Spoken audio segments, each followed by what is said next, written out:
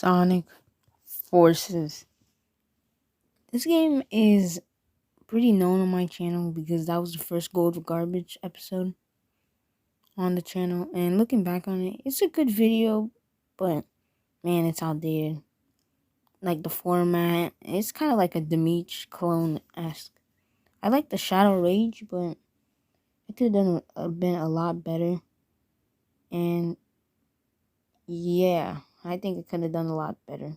So here's why we're doing a second look at the game to see if I'm wrong. So yeah, I'm gonna start with the pre-release. Now this game was announced in 2016 as Sonic Project 2017, and it had no gameplay. It barely had any gameplay.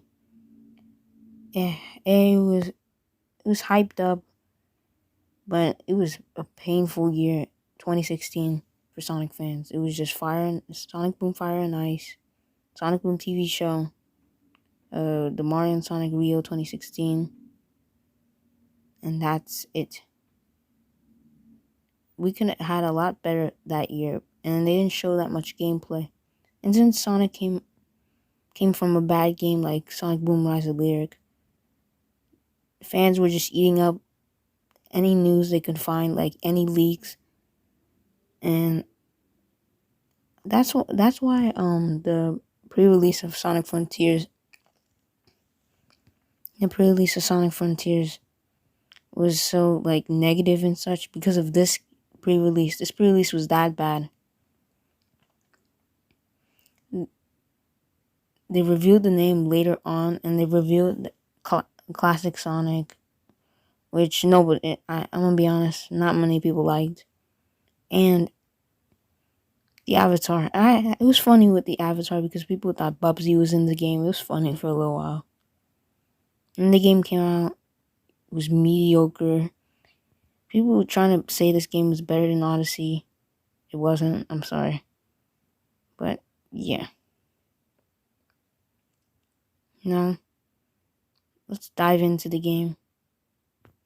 Now, getting back into the gameplay. It's similar to the gameplay of Sonic Generations and Sonic Colors. They reverted back to that gameplay because before, Sonic Lost World had a completely different gameplay, and Sonic Boom also had a different gameplay. Now, they reverted back due to the backlash of Lost World and Boom. So yeah, it makes sense why they're there, and like the gameplay is like severely downgraded from those games. No momentum. The levels are so easy and short, and the game practically plays itself. Classic Sonic stages. Now the stages are just not good. They're poorly designed. They're not fun. You wouldn't catch me playing if I ever replayed this game.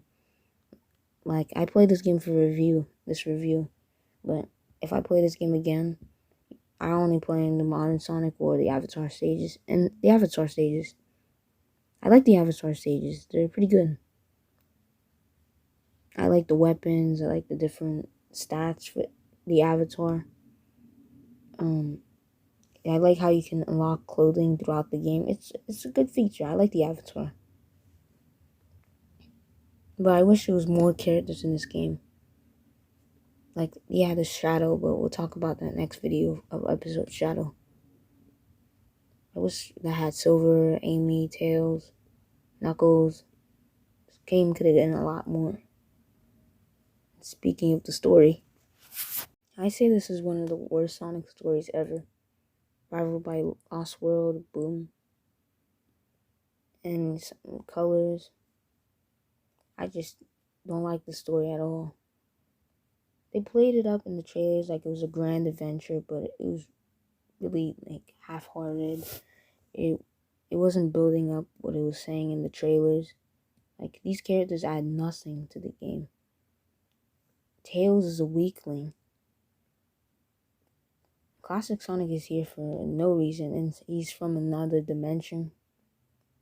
now he's back to being, now in the later games, it was confirmed that he's the same character, but he's the same character as regular Sonic now, but it doesn't make sense in this game.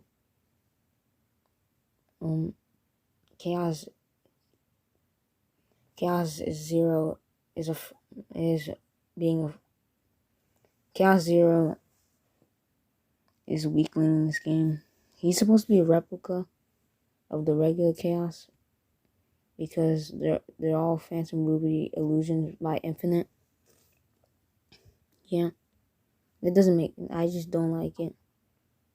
They hyped up these villains coming back, and they offer them just to be replicas of existing characters. And I don't understand why Metal Sonic's a replica, because Metal Sonic's already on Eggman's side. So it doesn't make any sense. And also, how is Tails afraid of Chaos Zero? He fought Chaos 4 in Sonic Adventure. This makes no sense. I had like Knuckles in this game for only until one of the stages. He sent all his soldiers to a battlefield and got 50% of their forces killed. In no sense. He just showed Knuckles being an idiot, and he planned that plan for only a few minutes, not even thinking about it, and it doesn't make any sense. Even as a character, he's wasted. When I talk about the next video, Infinite is just, his backstory is terrible.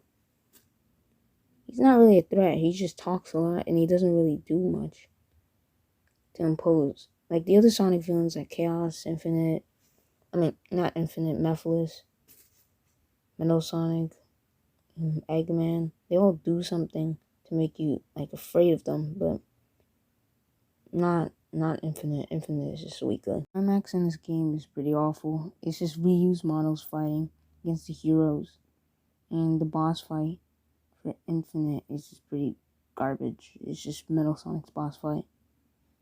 Eggman is the final boss, and it's just the same one from Colors, the Negative Wisp armor. And it's pretty terrible too, how they reused the boss fight. In the end, it's just about saving the world and all this nonsense that the game doesn't deserve to build up to. So, what do I think about Sonic Forces? Well, I still think it deserves ranking of undercooked garbage. This game is so painfully mediocre that it turns bad. And this wasn't good enough in 2017 after the failure of Lost World and Boom.